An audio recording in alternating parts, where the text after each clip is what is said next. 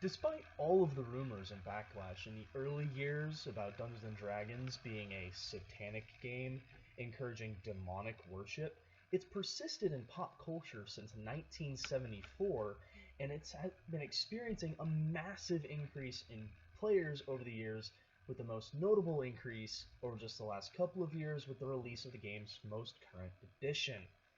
Now, over the 46 years of Dungeons and Dragons life, a question has plagued people's thoughts was, should I let my kid play this game, or even should I be playing this game? Typically when asked by friends or various means on whether they or should let their kids play the game. This questioning persisted years after the initial rumors and stigmas even had seemingly vanished.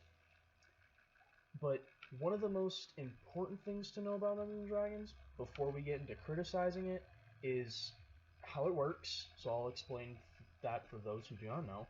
A typical game of Dungeons and Dragons is shared between a game master, GM for short, and anywhere between 2 to 6 other players with their own characters and unique backgrounds. The GM is the person who provides all the aspects of the world for the players to go through. The players, on the other hand, are a group of people who all end up meeting the other people's characters somehow in the game and group up to accomplish some common goal.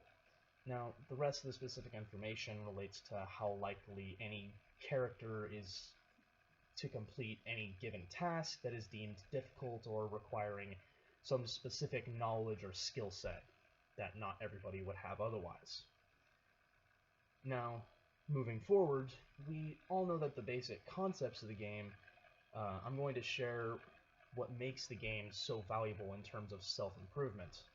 First, play therapy games, such as Dungeons and Dragons, have shown to teach children multiple self-awareness skills such as the self-concept, recognizing behavioral changes, social skills, anxiety management skills, and changes in cognitive abilities. This means that the children playing these games are more likely to be open-minded, self-aware, and better able to handle anxiety. On top of that, some cognitive benefits of role-playing games include the ability to experience other perspectives, practice visualization, escape social pressure, increase personal control, and improving social skills, and release unconscious fantasies. This means that it's good as both a stress-relieving activity and a way to learn more about ourselves. What's really nice about role-playing games, though, is that no matter if you're the game master or player, you're likely to experience an increase in literacy skills, or literary skills.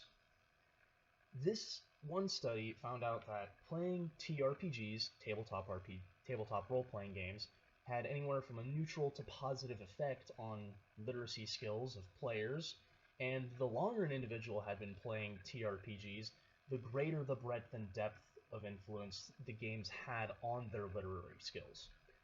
These skills being anything from reading, writing, speaking, or listening. In addition to that, people that have learning disabilities also benefit from fantasy games because they have been used to improve comprehension, spelling, and critical thinking. And all of these can provide a huge boost in confidence, which will help them further in their studies. Now, as someone who personally loves Dungeons and Dragons, playing it for the last 2-ish years has led me to believe that I am now better able to deal with my own general anxiety than talking when anxious, and it has helped serve as a nice way to just sort of unwind and de-stress at the end of the week. So therefore, because of these factors, I believe that playing Dungeons and Dragons is a beneficial thing for people to do, especially for those who have high anxiety.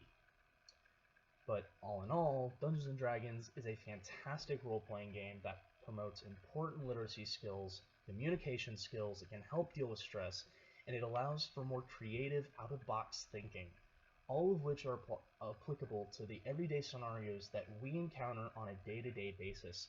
As such, I encourage everyone to allow their children to play and possibly join them and enjoy the wondrous magic that comes from our minds in a game of Dungeons & Dragons.